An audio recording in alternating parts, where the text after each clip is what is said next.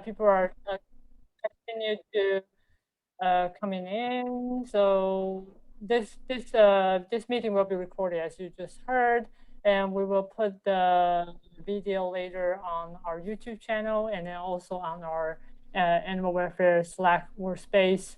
And hi everyone, I'm Jay. I'm happy to be back helping to host today's Monday webinar.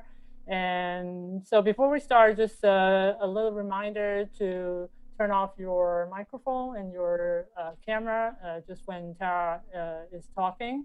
And if you have any questions, please type your questions in the chat box and then we will go through them at the end of the talk. So today we're really happy to have Dr. Tara Gaab as our speaker. So Tara is a BMD, that is the Doctor of Veterinary Medicine from the University of Pennsylvania. And she's currently the resident for Food Animal Field Service at the Department of Clinical Studies and New Bolton Center at UPenn.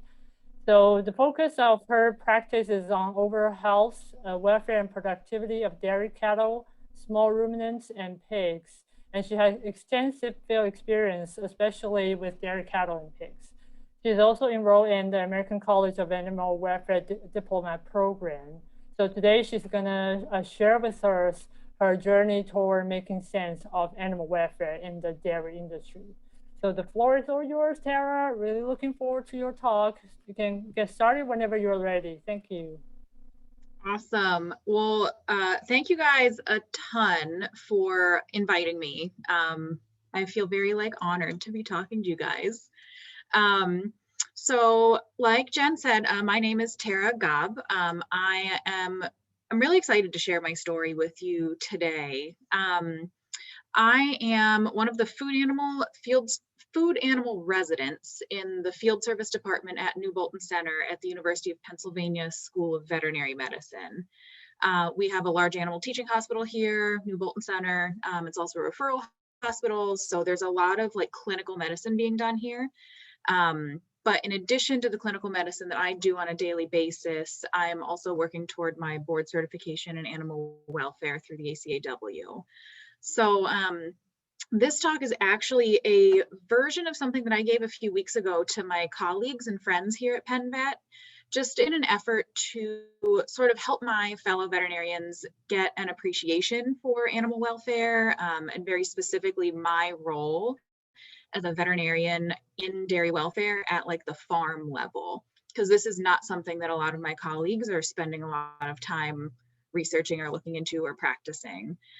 So this is definitely not going to be a dairy production or an animal welfare lecture. You guys can get way better content from lots of other experts out there.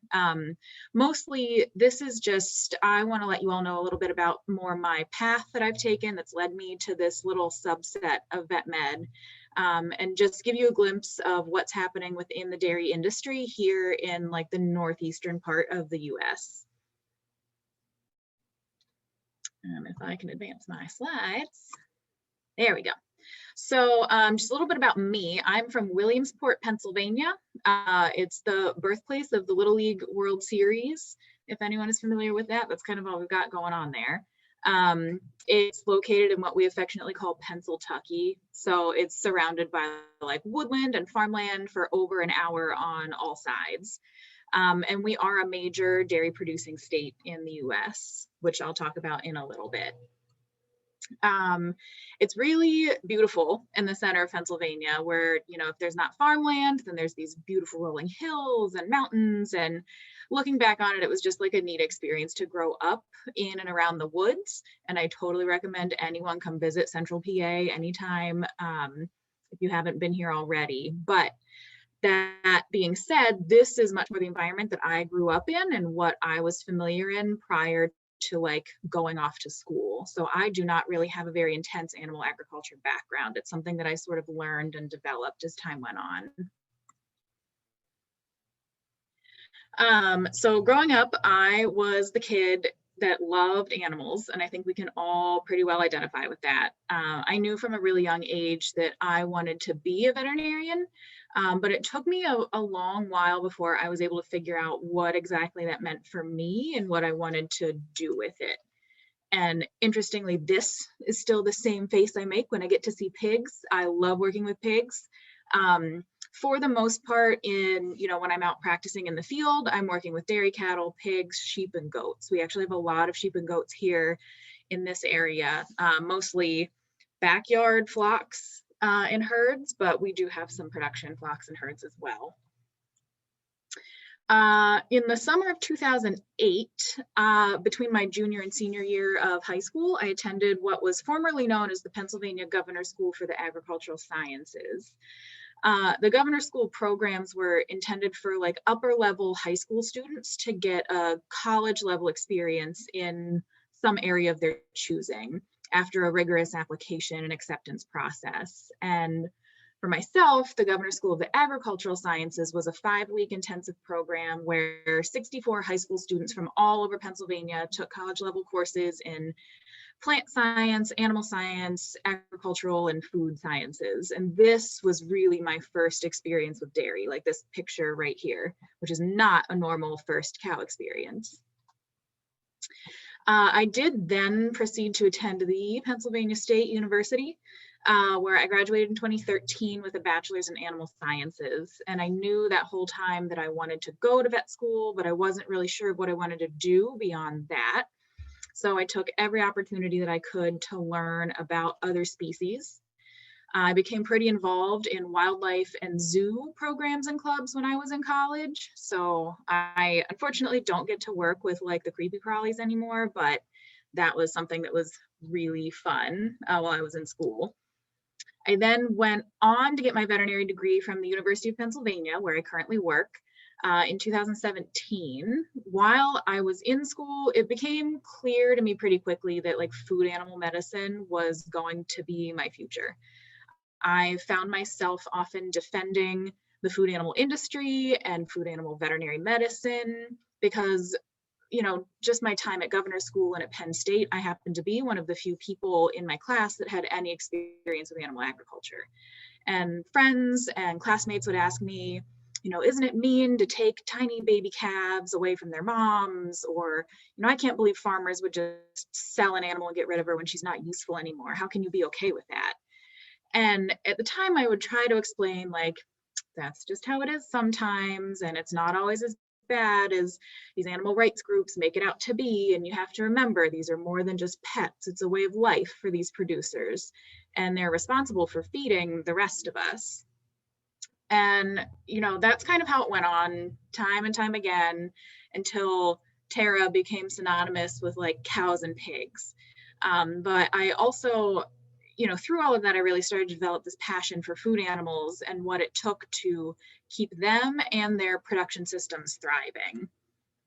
So a food animal vet was born. I did an internship here at Field Service at New Bolton Center for about a year.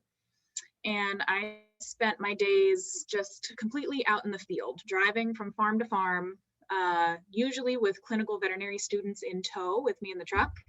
And I was practicing food and fiber animal medicine and surgery, like your basic private practitioner. That would range everywhere from like preventive care to herd health to emergency medicine and surgery in the field.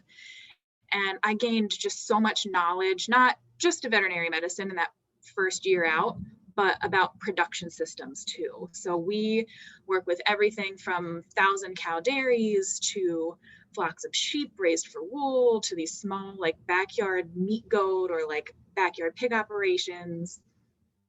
And I wish I could say that there was this like one incident or one patient that really like opened my eyes and inspired me to start my residency in animal welfare, because I think that would be a really cool story. But I don't have a cool story like that.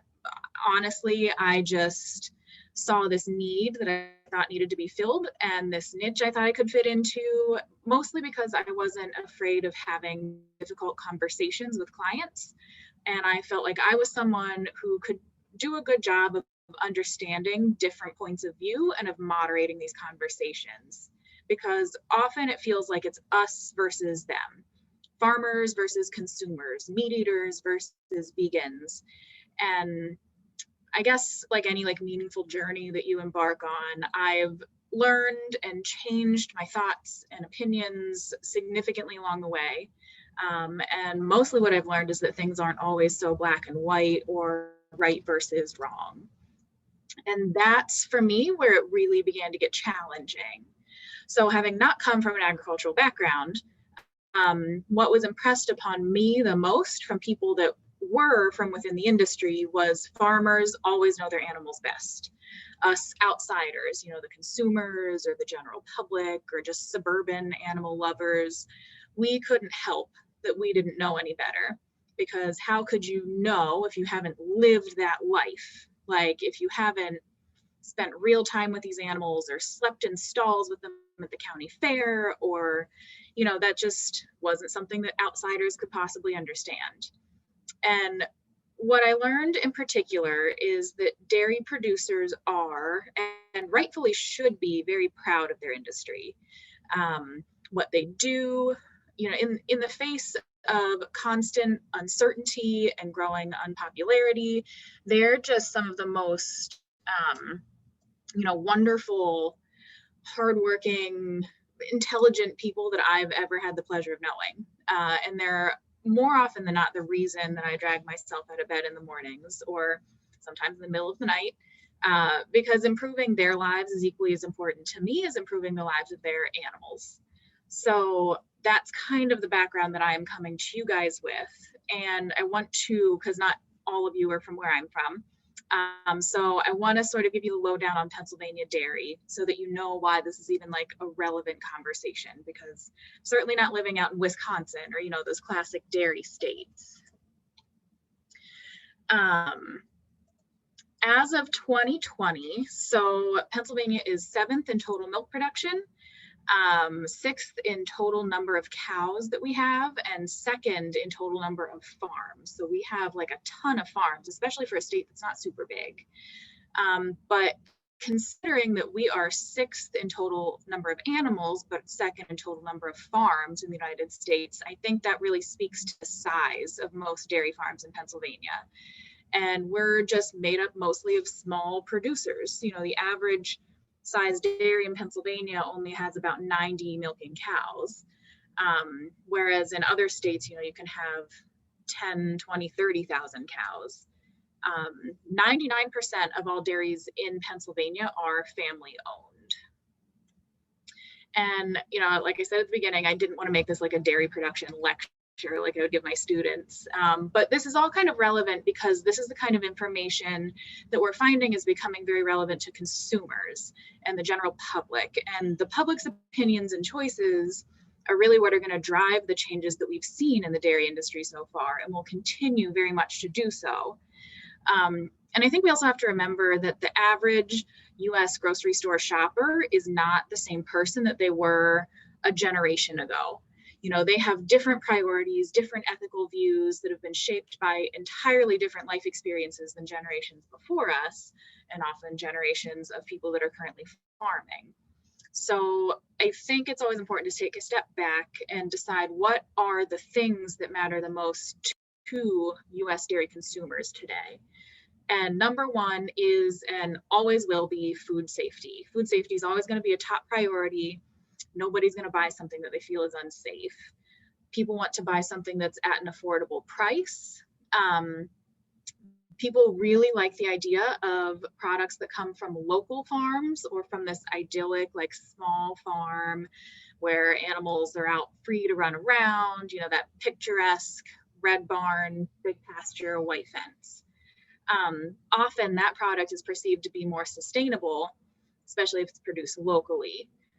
Or on a small farm rather than like a factory farm. And I swear that's going to be the last time I use that term. People are very interested in purchasing organic or non-GMO products, although I think millennials are much less afraid of GMOs than previous generations because they're not so new and scary anymore. And the FAO found that animal welfare was determined to be a major concern for consumers. And animal-friendly products are often tied very closely to good health and therefore safer, healthier products.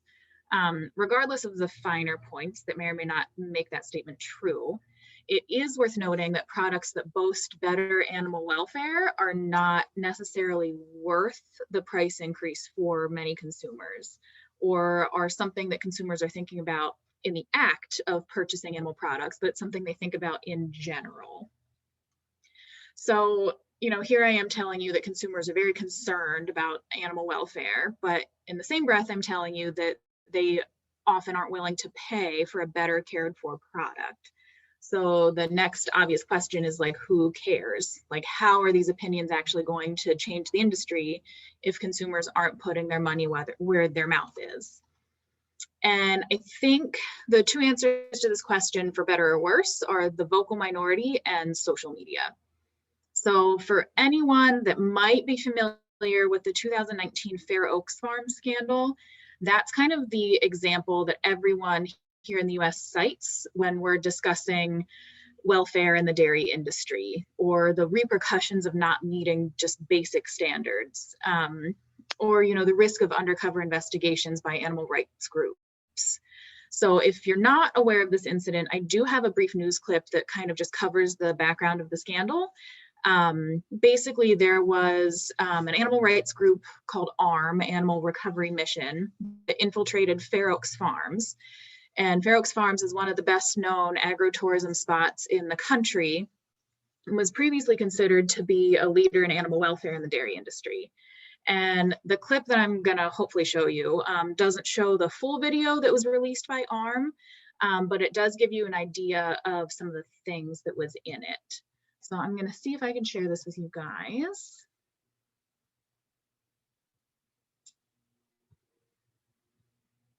And it's pretty fast. It's like a minute and a half. New at 7, disturbing allegations against a major Indiana tourist attraction. An animal welfare group has released undercover video released from the inside the Fair Oaks Farms. Now, because of the nature of the video, we are sharing you with still images captured by the group called Animal Recovery Mission, or ARM. ARM says one of their investigators was hired as a calf care employee at Fair Oaks Farms between August and November of 2018. The investigators' video shows employees throwing, kicking, sitting on and slamming calves to the ground. Not captured on the video, the investigator says they witnessed calves being abused with steel bars, bottles, and branding irons. ARM also alleges Fair Oaks employees used drugs on the job and were told to keep the disposal of dead animals hidden from the tourists. Fair Oaks Farms calls the video a shocking eye-opener. The founder tells RTV6, quote, 5 individuals committing multiple instances of animal cruelty and despicable judgment. He says one of those people was a third-party worker, and 3 other employees had already been terminated when their co-workers stepped up to tell management about the poor treatment of the animals. You can read the full ARM investigation and the responses from Fair Oaks Farms right now on our website, theindychannel.com, as well as So, obviously a very problematic situation that we ran into. Make sure I can actually share this with you again. All right. So I'm happy to answer any questions about that incident. If anyone has any more questions, it was a really big deal here for a while. And I did actually make myself sit down and watch the full video that ARM had released, not necessarily because I was like curious to see what they'd found, because like I knew what they'd found, you know, not exactly, but I know that dairy calves can be very frustrating, and, you know, scenarios that an equally frustrated farm worker can get themselves into and do some pretty reprehensible things to these animals. And it's also not really that I watched the video to try to like catch the lie that a lot of my friends and colleagues in the dairy industry did. You know, I think it's a really dangerous place to be, to watch a video alleging animal abuse and then to go to try to explain away the things that you might see in the video. because yeah, there are certainly lots of videos and photos out there that show normal procedures and processes that can happen on farms that can, you know, be shocking or confusing to people that aren't familiar with normal farm activities. Things like moving down cows, which you might do in like a skid loader bucket, which is a perfectly acceptable and safe way to do it if you do it appropriately. Or tube feeding calves, which would, you know, be considered a life-saving procedure because it ensures adequate immunoglobulin absorption, but it also involves a fair amount of like wiggling and coughing. So that wasn't necessarily why I was watching the video. Mostly I did it because I felt like I owed it to my students and to my clients to be knowledgeable about the situation so that we could have productive conversations about it. And I'll be perfectly honest, it was uncomfortable to say the least. You know, much of what was done in the video was entirely inexcusable. I was angry, I cried, but you know, it did allow me to have meaningful discussions with my students and with my producers because that is what I felt they deserved, to be able to ask questions, to ask their vet without fear of judgment or contempt, and to have some honest dialogue about a very difficult topic. And as a practicing veterinarian that focuses on animal welfare, that is really important to me.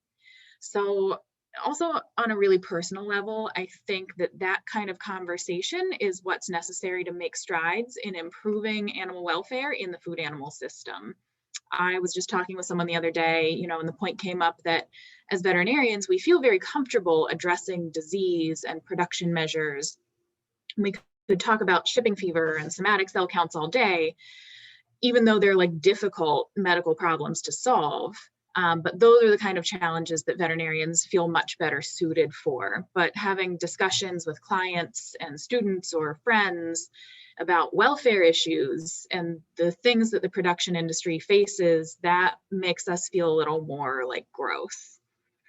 And for many people, production animal welfare is a term that's sort of an oxymoron. You know, I really welcome that kind of discussion. I'm learning that I really enjoy exploring those kind of gray areas, helping people understand what is and isn't okay with them as individuals and addressing why we feel the way that we feel. And I also enjoy having a discussion about where we think we can make improvements on individual farms.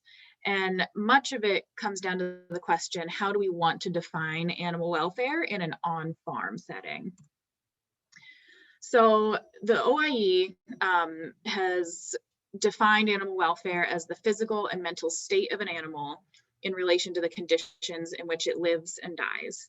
And they go on to say that an animal experiences good welfare if that animal is healthy, comfortable, well-nourished, safe, and is not suffering from unpleasant states such as pain, fear, and distress, and is able to express behaviors that are important for its physical and mental state.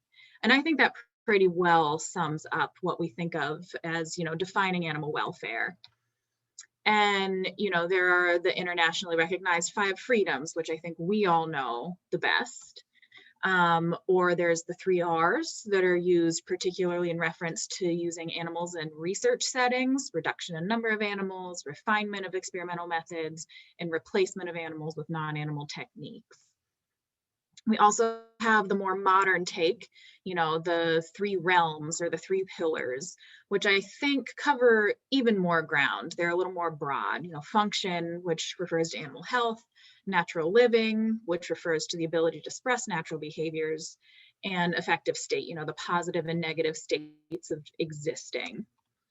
But the definition I like the most, but I think it's also the most difficult to comprehend or like really begin to know how to achieve, is this a life worth living? And it's an idea that I often struggle with, because how can one know if an animal has a life worth living? They can't tell you. It involves a fair amount of anthropomorphism. And I think for some people it might be too idealistic, because like, I don't, like, am I having the best life worth living every day? I don't know. I never look as happy as my dog rolling around in the grass here. But I think if we're going to strive for any like gold standard, this is kind of a nice idea to aim for. And so what has the dairy industry's response been to this demand for better on-farm welfare? And the short answer, and my favorite answer, is the farm program. FARM, which stands for Farmers Assuring Responsible Management. And there are similar programs in other countries that I'm just kind of starting to learn about. But, you know, for us, FARM program is this national certification program that's open to all dairy farms nationwide. It's also open to cooperatives and to milk processors. So it's managed by the National Milk Producers Federation, or NMPF, which is a farm commodity policy organization that represents the majority of the US dairy marketing co-ops. Its members market more than like 2/3 of the US milk supply, which makes NMPF this principal voice on national issues for co-ops and their members. So they're this really big overarching organization, and the farm program is sort of spearheaded by them. The farm program has a third-party verification system and regular inspections that are both announced and unannounced, which give it this integrity to start gaining public's trust in the dairy industry again and what happens behind those barn doors. It can be mandated by cooperatives like Land O'Lakes. Land O'Lakes has actually taken full advantage of this program, and in my opinion, they've really knocked it out of the park. They require that each farm that sells their milk to Land O'Lakes becomes farm compliant. And if they don't meet the standards of the program, Land O'Lakes is free to cut ties with the farm and essentially blacklist them from any other co-op. So the monetary incentive is really intense. The farm program also recently was the first livestock animal care program in the world to be recognized by the International Organization for Standardization in Animal Welfare Management Standards, which is pretty cool.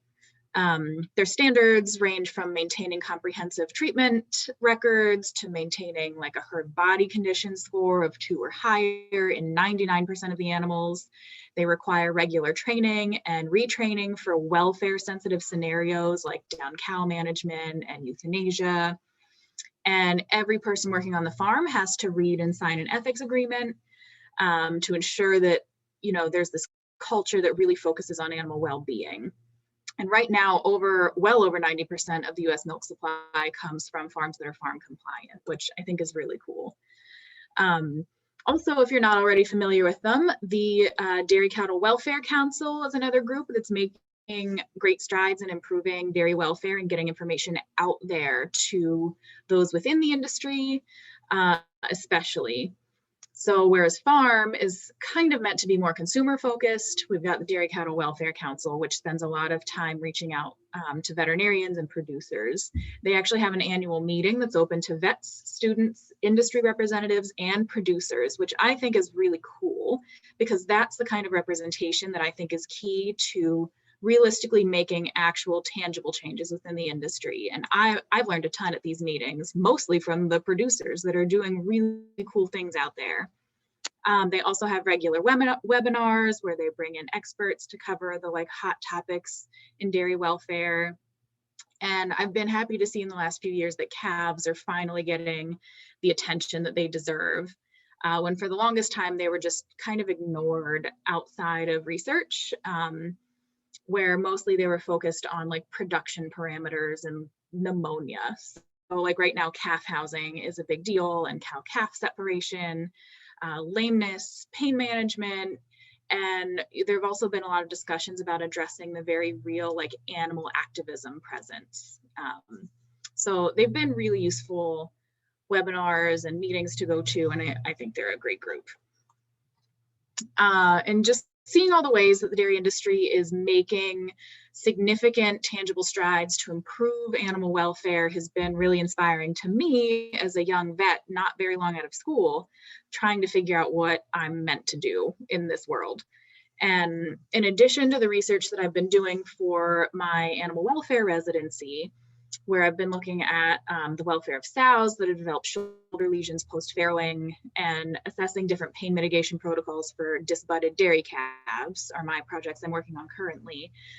I've been fortunate enough to be involved in some actual real life welfare cases out in the field, and I've been participating in some cool stuff going on with the farm program as well. So in 2019, not long after the Fair Oaks scandal happened, there was an incident involving the release of an undercover video from a farm in Chambersburg, Pennsylvania, which is only an hour or so from here. And without going into all the details of what may or may not have happened, the major allegations were improper disbudding of dairy calves and improper movement of down cows. And my boss and I went out as third-party experts to train and retrain employees in these two areas, not only as a way for the farm to show that they were motivated to consistently improve their procedures, but also in order to satisfy their farm program requirements.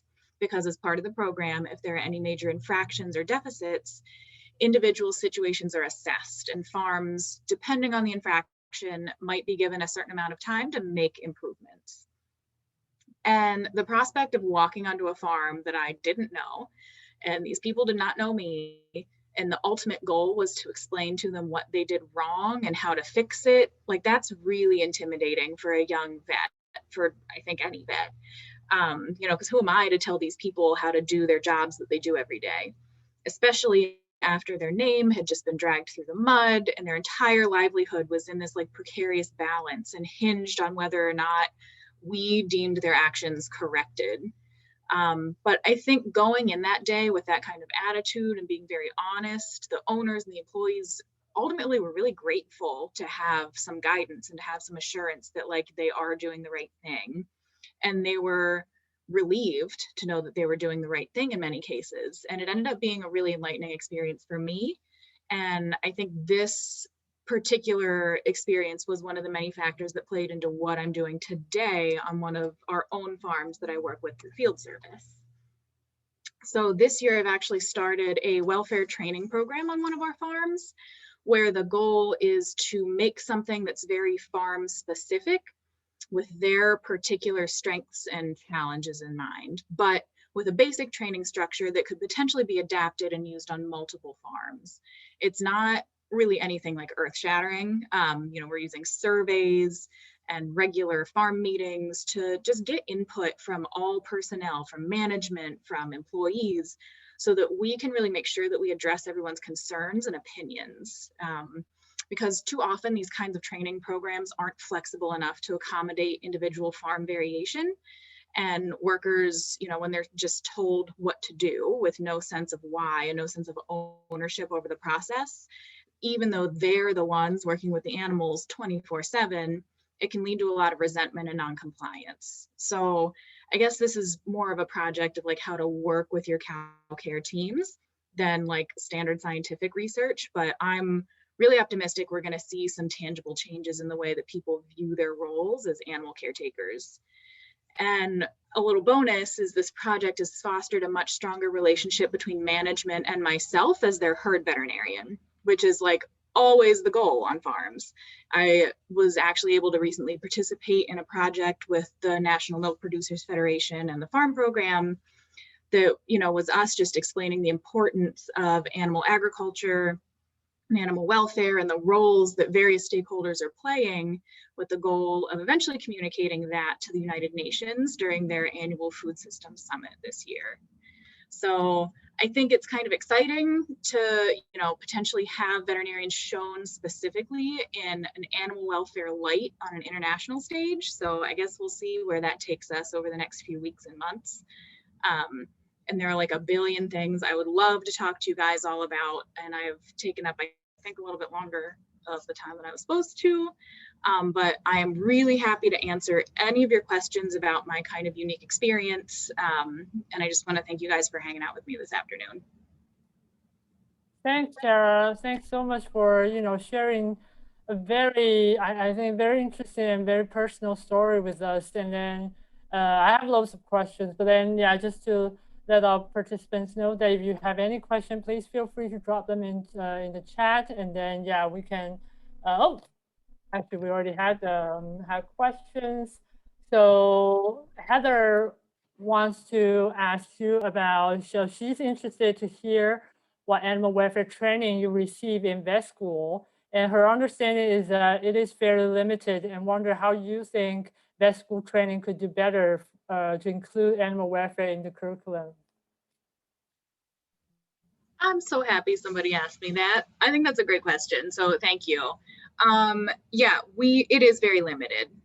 So the animal welfare training that I received was a portion of a semester-long course that was like animal behavior and welfare, and it encompassed all species. A lot of the focus was on like cats and dogs and shelter medicine and like dog and cat behavior. And it was a class that we attended once every other week. So it was just like a really teeny chunk, but that was enough to satisfy ABMA requirements so that we were able to all graduate as vets and had all the requirements that we needed to have. And that was what was required in terms of animal welfare. There were several other courses that were available if you had time to take them as like electives, and that was a particular interest of yours as a student, but they were usually small classes and they had a big wait list, and you know there was only really 2 other people on faculty that were, you know, board certified in animal welfare and were eligible to teach these kinds of courses. And it wasn't honestly really even anything that was on my radar as a student. Like, I did not take any of these extra animal welfare classes. It was not something I thought I was interested in doing. I was very much at the time focused on being a clinical food animal vet. And those opinions kind of changed over the course of, you know, my last year in school and my internship. I think there's a lot more discussion, especially as like more and more veterinarians on faculty at universities are becoming board certified in animal welfare, and this is a thing that you can do. More people are saying, hey, this is a thing that students want, this is a thing that faculty wants, this is a thing consumers want. So it's growing in popularity. Students want it more than I think the AVMA and that like the universities do. So I think if the students keep pushing for it, we will find a way to teach them. We still don't have many more welfare courses, at least here at Penn, but I do try to sneak it in anytime I have students with me and we're going to farms, and either if we have a difficult, you know, euthanasia or a, you know, not often we have like neglect cases, I guess, but I always tell them right off the bat, if they're in the truck with me, they can always ask these kind of difficult questions, because this is the only safe space that they might have to ask questions about the dairy industry or about the pig industry without like offending somebody. So I try to sneak it in wherever I can, but yeah, it's very minimal is the short answer. Thanks. So actually, if I follow Heather's question, I'm also curious. Like, of course, United States is huge, but how would you see that? Is there like more collaboration from the research circle in terms of welfare research, and then maybe is there any collaboration with the field veterinarian in terms of the animal welfare? This topic. Yeah, there are definitely like certain veterinary schools where this is more prevalent than other places. I think here at Penn, we're really trying to grow this welfare group because we have a lot of people adjacent that are very interested in forming like a formal, you know, we have a dairy production group, we have an equine surgery group. Like, I think we would really like to have this welfare group that's organized. And so, you know, we do a little bit of collaborating, but places, you know, like UC Davis and Cornell and like Colorado, I mean, they have these like awesome, well-established, big, formal groups of people, and they're doing like a ton of collaborating both with each other and overseas. And often we've done a lot of collaboration here at Penn in our group here with people in Europe, especially like on the pig side, because a lot of the welfare research that we do here at Penn is on pigs. And so a lot with, you know, Germany and Denmark and those kinds of guys. But it's something that I think we're always open to doing. I would love for us to like continue to get more and more organized and just get this like whole group of people that are like super passionate about animal welfare kind of on all levels, you know, from a very practical production standpoint all the way to this like very ideal scientific, you know, thought experiment sort of way. I think that makes up an interesting and unique group of people that can do cool research. Yeah, definitely agree. But as you were saying that there are also a lot of the regional variances in terms of animal welfare upkeep or even uptake or even for the animal welfare standard. So do you see that there could be something on the national level, for example, the farm assurance scheme you were mentioning about, do you see that that can be kind of a national driver to kind of push the animal welfare agenda? Yeah, and I think I didn't really realize this until I attended the COSEL courses in Cambridge, uh, where I met people from all over the world who had different animal welfare experiences. And I think it didn't click for me until I had to leave and understand that here in the US, we are not very good at like having federal laws. Like we don't like to have federal laws for anything. Everything is very state based. And that's sort of one way, especially if we, think about the welfare laws that like California has passed and, a lot of the like New England kind of states, they have different state regulations. And so that's one way that I think we have oversight and we can have standards, but that's usually met with a lot of backlash by farmers because this is America and like nobody tells us what to do. We're very money oriented. So I think part of the reason that the farm program works is that there's this monetary incentive. And if the co-ops, the people that are purchasing your milk, you know, if there's this monetary incentive to follow these standards, because otherwise you got no one to sell your milk to, that's very effective. And I think that's kind of what is going to work here in the US because we don't like having rules. Like, I don't know. It's just us. But I think that's why that's been such a successful program on a national level. Yeah, thanks.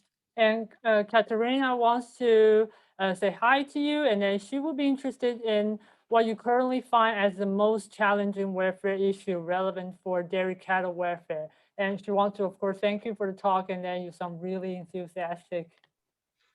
I'm enthusiastic because I still haven't been doing it very long. So I think I haven't gotten bitter yet. And I'm like still finding out cool new things. But I think what's going to be the most challenging in terms of dairy cattle welfare is addressing this consumer demand and scientific demand, for cow-calf separation. I think that's going to be the most challenging thing that we need to find an answer for, because I think it's really hard to say that we should be doing it. Like the really good reasons for either housing calves separately or for separating them from the cow, I think we're finding that it's more and more difficult to find good scientific reasons to be doing those things. But one very good reason to be keeping cows and calves separate is money, because that's a big chunk of your milk that you need to sell that has to, come to you, and it can't be taken by the calf. And, as like callous as that sounds, it is still a production system, and this is still a way of life, and this is still a business. And I think it's going to be really difficult unless there's some kind of like monetary investment, on behalf of some group to say like, yes, keep your cows and calves together and we'll make up the deficit, because you're going to lose a ton of money by all of that milk going to the cows. And we can have all these other really good reasons for keeping cows and calves together and for housing calves together. And that's going to be a really challenging one to address. And I definitely don't have the answer, because I very, very much see both sides. And it's hard for me to tell producers like, too bad you just don't get that money. I mean, they're struggling to send their kids to school and like, feed themselves. So that's going to be a hard one, I think, moving forward. So thanks. So I'll jump to Heather's question because it's related first. So as you mentioned, the cow-calf separation issue, and then also other also contentious issue like painful procedure, zero grazing, etc. And she's wondering if your clients are raising these questions with you and how you are navigating these questions. And in her opinion, vets are in a unique position of trust with the farmers and have a good opportunity to guide the farmers to improve their practices. So what's your view on that? Yeah, well, I think we're in a really unique position too, which is kind of why I've, just elbowed my way into this job, whatever it is that I'm doing. Because I think, we are a very trusted resource, as long as we don't like force our way into farms to tell them what to do. Because again, farmers don't like to be told what to do because they've been doing it longer than I've been alive. But yeah, some farmers are very forward thinking, and they're like very well attuned to what consumers want and what's out there and like the scientific, reasons for doing things, and they want my advice, and that's cool. That's not a lot of my producers, but it's usually the ones that are doing the best in the industry are going to be the ones that are very willing to change and are very forward thinking. I think maybe I just have a personality that's suited for it, or maybe I'm just very comfortable with some of my producers. But if I see certain things or hear about certain things, their procedures for doing this thing or that thing, I just call them out on it. And I say, we're not supposed to like really do it this way, but if you did it this way, like I'll help you do it. I'll show you how. And usually they're like, oh, I didn't know, or I never thought about that. Or like, yeah, let's give it a try. As long as it's not going to be super expensive or super time consuming, if we can come to some kind of agreement. And I have found like the vast majority of my producers want to do the best thing for their animals. They want to do the best thing for their calves. They want to do the best thing for their cows. And sometimes they just didn't know that there was another standard, or there was another way, or that it could be better than what it is. And like everyone is super willing to give their calves meloxicam when they disbud them. They just didn't know that was a thing that they could do, and they thought giving a lidocaine nerve block before disbudding was going to be this like super hard, terrible thing. Like half of my producers do it themselves. It's not difficult. It's super helpful. It makes their job easier. And I think you just have to sometimes recognize that like maybe they just didn't know it was something you could do, and just have a very honest conversation.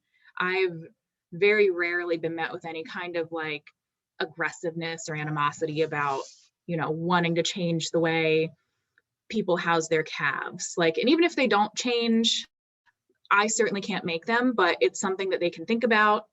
All of a sudden one day now here, our university dairy is now pair housing calves because I just like brought it up to enough people and complained about it and wasn't afraid to have the conversation with multiple different groups. And one day I went out and like, they were like pair housed calves, and that's our new thing that we're doing. So I don't know, maybe I just like, I complain a lot and I'm like annoying, and that like gets people talking. But, I try to do it in a very, look, I don't know you, I don't know your job, I couldn't possibly do what you do, but like, these are some things that I know, and let's collaborate. And that seems to be a good way to address most situations. Yeah, I totally agree. I think, open up a good, nice, honest conversation is really important, really. So also, as a vet, you're definitely in a very good position to, talk to the producer. So going back to Laura's question, Laura, to thank you sharing your story. And then about actually going back to the vet education. So do you think that we ask the vets to be the experts on too many topics? Like you're expected to cover health of multiple species and then nutrition, and then now you have to cover welfare too. So do you think we're asking too much of you? Yeah, I'll be honest, I've let my nutrition knowledge just like one ear and out the other. And I think it's cool because vets can find these niches and be experts in these things. So I work with veterinary nutritionists. So I don't have to remember more than like the basics, because that is someone's area of expertise. And like, one day I will hopefully have letters after my name that say my area of expertise is in welfare. And I certainly do have more information and more resources than my colleagues who do just clinical medicine. But I think it's our job if we decided to take on this profession, to constantly stay up to date on what is best for our patients on all levels, just at a very basic level. And, you know, for me, I do work with multiple different species. I don't work with cats and dogs or like zoo animals or anything like that. But even if welfare was not my area of expertise or something that I was pursuing, I do think that it's my job, it's part of the oath that I take when I become a doctor, to, you know, uphold the highest standards of health for my patients. And if it turns out that I have, you know, done my appropriate continuing education every year and I find out that group housing of calves is really good for them, you know, health wise, welfare wise, behavior wise, then that's something that I just am responsible for knowing and relaying to my producers. So yeah, it is asking a lot, but I think that's something that we have to, you know, we were willing to take on when we started. And I think we have to be responsible for maintaining through regular continuing education throughout our careers. And I think sometimes that's difficult the longer you've been a veterinarian, and it's hard to like constantly learn new things and change your opinions. And this thing that we learned 20 years ago is like the total opposite now. But I don't know, that's like what we signed up for. So yes, and it is a lot. I will concede it's a lot, but I think that's our job. I hope most other vets agree with that, but I don't know. Thank you. Thanks so much, Tara. We're actually approaching our 1 hour time. So I want to thank you again for, I think we had a very like intimate conversation, really interesting and exciting to have you here. And then hopefully we can have more conversation back on our Slack workspace. So I just have a brief advertisement that we will have our next webinar because it's really entering our busy conference season now. So we only have one webinar every month. So next one will be on the 5th of July and will be presented by Susanna Monzo and Sarah Hente. And they're going to talk about very different topic for their own good, the unseen harms of disenhancing farm animals. So yeah, hope to see you all the next time. And thanks again, Tara, and thanks, Laura, for hosting this meeting for us. See you next time.